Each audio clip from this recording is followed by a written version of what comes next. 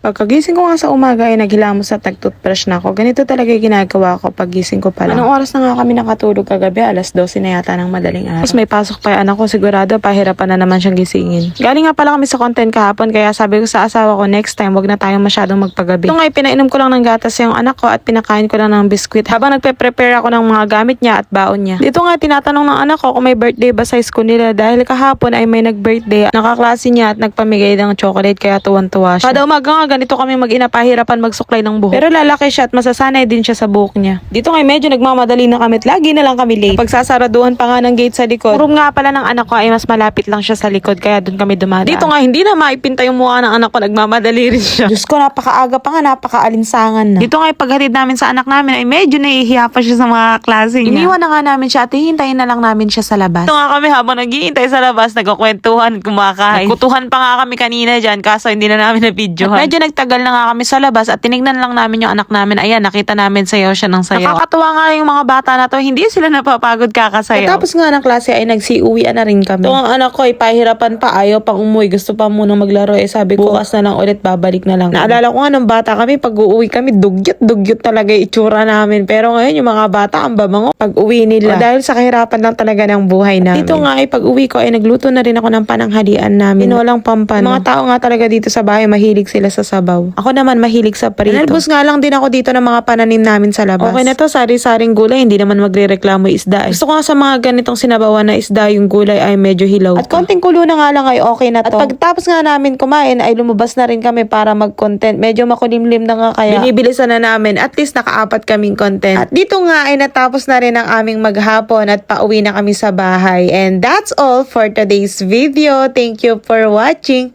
Bye!